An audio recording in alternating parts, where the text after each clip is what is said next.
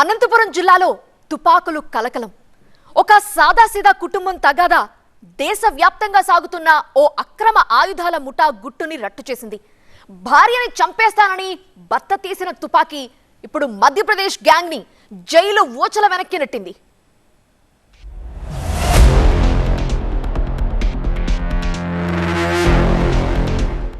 మధ్యప్రదేశ్ కేంద్రంగా గన్స్ దందా. ఈ మారణాయుధాలను దేశమంతా సప్లై చేస్తున్న ముఠాను ఏపీ పోలీసులు అత్యంత సాహసోపేతంగా పట్టుకున్నారు. నిందితుల నుంచి 5 కంట్రీ మేడ్ పిస్టళ్లు, ఒక ఖాళీ మ్యాగజైన్, 30 లైవ్ బుల్లెట్లు, 3 ఖాళీ బుల్లెట్ల షెల్స్ ను స్వాధీనం చేసుకున్నారు. ఈ కథ అనంతపురంలో మొదలైంది. జిమ్ ఓనర్ రాజశేఖర్ తన భార్య మనీషాతో తరచూ గొడవ పడేవాడు. కానీ ఆ రోజు గొడవ హద్దు దాటింది. నిన్ను కాల్చి పారేస్తా అంటూ రాజశేఖర్ నేరుగా తుపాకీ తీసి భార్య నోటిపై పెట్టాడు. ఇక ప్రాణ భయంతో ఉనికిపోయిన మనీషా ధైర్యం చేసి పోలీసులను ఆశ్రయించింది. అయితే పోలీసులు రాజశేఖర్ను అదుపులోకి తీసుకుని విచారించగా విస్తుపోయే నిజాలు బయటపడ్డాయి. ఆ తుపాకీ ఏదో బొమ్మ పిస్టల్ కాదు, ప్రాణాలు తీసే కంట్రీ మేడ్ వెపన్. దీన్ని ఎక్కడ కొన్నావు అని పోలీసులు గద్దించగా రాజశేఖర్ నోరు విప్పాడు. ఆ క్లూ ఇప్పుడు నేరుగా మధ్యప్రదేశ్ రాష్ట్రంలోని గ్వాలియర్ కు దారితీస్తుంది. దీంతో స్పెషల్ టీమ్స్ రంగంలోకి దిగి వేగంగా కదిలాయి. అనంతపురం నుంచి గ్వాలియర్ వరకు సాగిన ఆ మెరుపు వేటలో అక్రమ ఆయుధాల అడ్డాను పోలీసులు చుట్టుముట్టారు. అయితే ముఠా సభ్యులను వేటాడి పట్టుకున్నారు పోలీసులు. ఒకటి మహిళా పోలీస్ స్టేషన్కి ఒక కంప్లైంట్ రావడం జరిగింది. భర్త నన్ను ఒక వెపన్ ద్వారా బెదిరిస్తున్నారు అని చెప్పి ఒక కంప్లైంట్ రావడం జరిగింది. అండ్ వాళ్ళ ఇంట్లో సెర్చ్ చేసినప్పుడు ఒక స్వాడ్ ప్లస్ ఒక వెపన్ కూడా మాకు దొరకడం జరిగింది.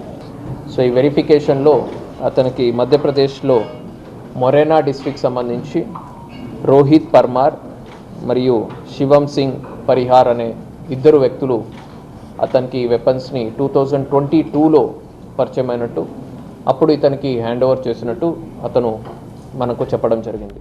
నిందితుల్లో మధ్యప్రదేశ్ రాష్ట్రంలోని మోరేనా జిల్లాకు చెందిన రోహిత్ పర్వార్ తుపాకులను కొనుగోలు చేసి అక్కడే వాటిని ఒక రౌండ్ కాల్చి పరీక్షించేవాడు. అయితే మరో నిందితుడు శివం సింగ్ పరివార్ కూడా రోహిత్ తో ఉంటూ తుపాకులకు మార్కెటింగ్ చేస్తున్నాడు. ఈ క్రమంలోనే అనంతపురంలోని జిమ్ నిర్వాహకుడు రాజశేఖర్ రెడ్డి తన జిమ్ కు అవసరమైన పరికరాలు కొనుగోలు చేయడానికి మధ్యప్రదేశ్ వెళ్లినప్పుడు ఆ తుపాకులను విక్రయించే ముఠాతో పరిచయాలు ఏర్పడ్డాయి. దీంతో తాను ఓ తుపాకీ కొనుగోలు చేసినట్టుగా పోలీసుల విచారణలో తేలింది.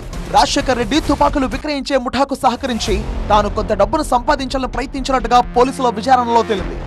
క్రైమ్ కింద వీళ్ళు వెపన్స్ని మ్యానుఫ్యాక్చర్ చేయడము, వెపన్స్ని సేల్ చేయడము అది చేస్తూ ఉంటారు. సో అక్కడి నుంచి వీళ్ళు తీసుకొచ్చి బయట అవసరం ఉన్న వాళ్ళకి కొద్దిగా ప్రాఫిటబుల్ అమౌంట్, అది ప్రాఫిట్ మార్జిన్ పెట్టుకొని వీళ్ళు సేల్ చేయడం జరుగుతుంది.